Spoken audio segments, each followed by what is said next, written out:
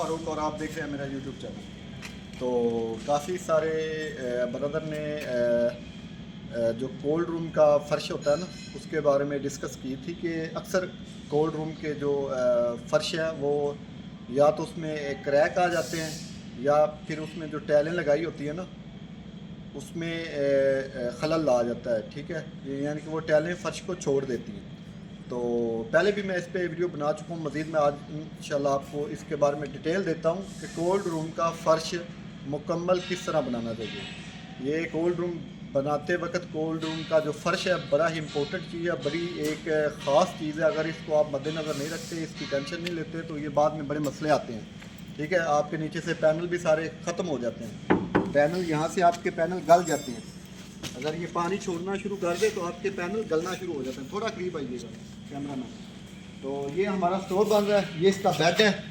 Bed बनाने से पहले आपने सबसे पहले जो मेन काम करना है, बेसिक जो है ना, बेड बनाने का मतलब यही है कि जो ज़मीन की सतह है ना उससे हट के हमने हमारे जो टेम्परेचर है ना उसको ऊपर रखना है। ठीक है, उसको ऊपर रखने के लिए आपको मैं बता देता हूँ।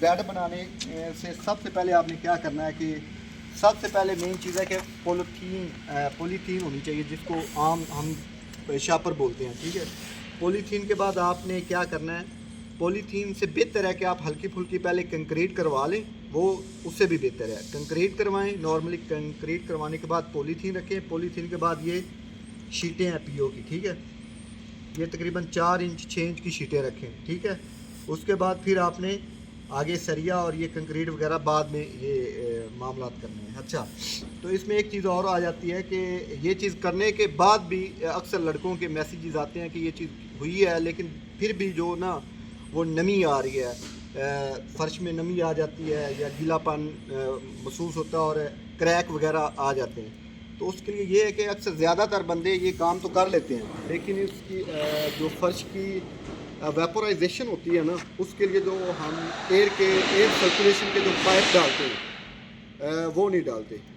तो मेन रीज़न यही है कि फ़र्श बनाने से पहले आपने जब ये पॉलीथीन डालनी है, पॉलीथीन के ऊपर पॉलीथीन के नीचे जो है ना आपने एयर सर्कुलेशन के पाइप लाजमी डालनी है, ताकि आपकी जो ऑब्जर्वेशन होती है ना, यानी कि आपका फ़र्श जो है ना वो ठंडा हो के क्रैक में ना आए, नीचे से एयर सर्कुलेशन से उसका जो टेम्परेचर है ना वो नॉर्मल रहे। एयर सर्कुलेशन बेसिकली हम इसलिए देते हैं कि आपके फ़र्श को नॉर्मल रखना चाहिए।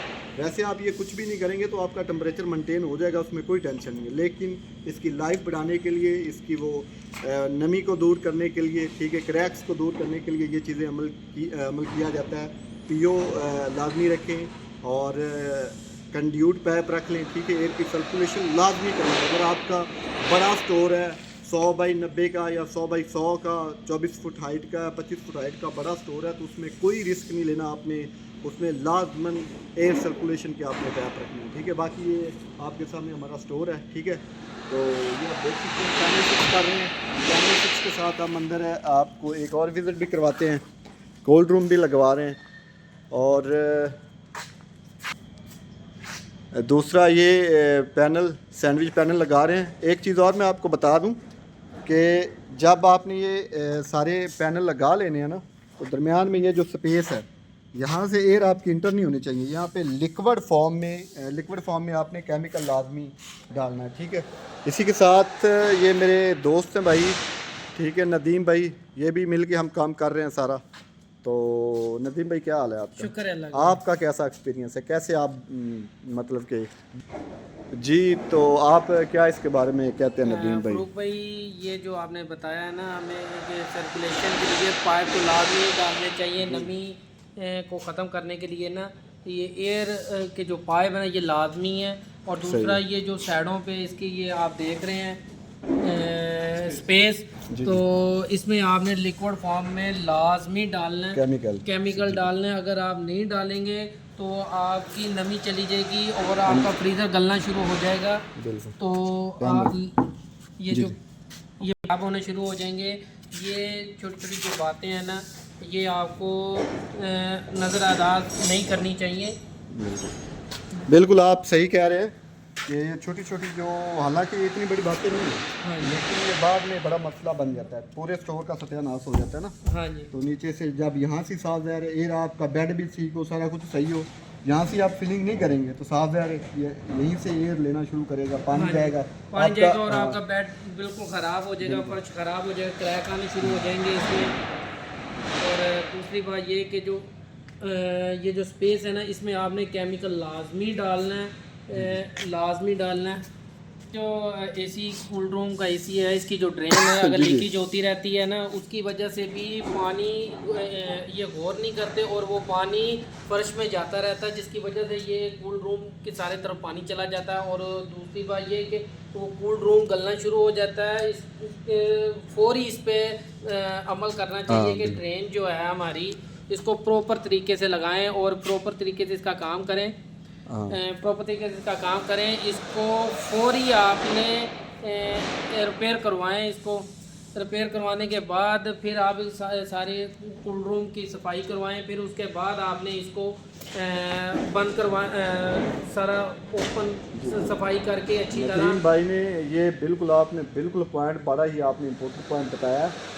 एक जगह पे मैं कंप्लेंट पे गया था, तो वहाँ पे यही चीज़ थी, क्या था कि 3 दिन उनकी जो वेपोरेटर की ड्रेन है ना, जब डिफ्रॉस्ट पे लगता था फ्रीज़र, तो उसका पानी जो है ना वो सीधा यहाँ से नीचे जा रहा होता था। क्या होता था कि उसकी कोई क्रैक आ जाता था उसकी ड्रेन में, उसका हीटर काम नहीं कर रहा था, जिसकी वजह से सारा पानी एल्बो टूट गई, सारा पानी नीचे गिरना शुरू होता था। ठीक है, और सारा पानी जो वो है ना यहीं से नीचे यहीं से फर्श में जाना शुरू हो गया। उसकी वजह से फिर ये सारा हमारा जो फर्श है वो ख़राब हो गया, नमी आनी शुरू होगी, जिसकी वजह से ये हमारे कूल रूम की जो दीवारें हैं ये भी ख़राब होना शुरू हो गई। ये काम आपको सबसे पहले करना चाहिए। बिल्कुल बिल्कुल, आप सही बात कर रहे हैं। बाकी फयाज भाई आप क्या बताएंगे कि कोल्ड रूम को इंस्टॉल करते वक्त क्या इन चीज़ों को मद्देनज़र वाकई रखना चाहिए या फिर नॉर्मली लेना चाहिए? नहीं, बिल्कुल इस चीज़ को लाजमी मद्देनज़र रखना चाहिए, क्योंकि अगर हम ड्रेन को पानी नहीं कवर करते तो वो उस वजह से हमारा पूरा रूम डिस्टर्ब हो सकता है। डिस्टर्ब के मीन्स के हमारी नीचे जिस तरह हमारा ये बेड है ये ख़राब होना स्टार्ट हो जाएगा, जिस तरह कि नदीम भाई ने बताया कि इसके ये अपने पैनल्स ख़राब होना स्टार्ट हो जाएंगे। इसके पानी हमारे इस काम के लिए काफ़ी वो कह सकते हैं कि बुरा माना जा सकता है। बिल्कुल ऐसे ही, बिल्कुल आपने बिल्कुल। और इसमें सीलिंग बहुत अच्छी तरह से सीलिंग इसकी जो सिलिकॉन है वो अभी ये मेरे ख्याल में काम हो रहा है, तो इंशाल्लाह ये करवाते हैं ना इसको अच्छे तरीके से, तो ये भी फिलिंग होनी चाहिए सारी। यानी कि आपके कहने का मतलब मैं समझ रहा हूँ कि कहीं जो स्टोर है ना, कहीं किसी भी तरफ से उसकी लीकेज का अंदाजा नहीं होना चाहिए। यानी कि अगर एयर भी आती है तो साफ ज़ाहिर एयर में नमी होती है, वो वही नमी बर्फ़ जमेगी, वही जब वो डिफ्रॉस्ट लगेगा सिस्टम उसके ज़रिए या दरवाज़ा ओपन करेंगे या प्रोडक्ट बाहर निकालेंगे, तो वही नमी जो है बाद में पानी का शक्ल अख्तियार करेगी। बर्फ़ बनने के बाद वही पानी आपका नीचे जाना शुरू हो जाएगा। तो साफ ज़ाहिर है उसमें लाइफ तो कम हो जाती है पैनल की, अदरवाइज़ ये लाइफ टाइम तक होते हैं। हाँ जी। और अगर इनको पानी ना लगे तो बाकी इंशाल्लाह आगे नेक्स्ट इस पूरे कोल्ड रूम का हम रेफ्रिजरेशन का काम कर रहे हैं, इलेक्ट्रिकल का काम कर रहे हैं। इंशाल्लाह मज़ीद वो वीडियो आपको दिखाते रहेंगे। और इजाज़त दें तब तक के लिए ओके, इंशाल्लाह मिलते हैं एक नई वीडियो के साथ। ओके, अल्लाह हाफ़िज़, थैंक यू।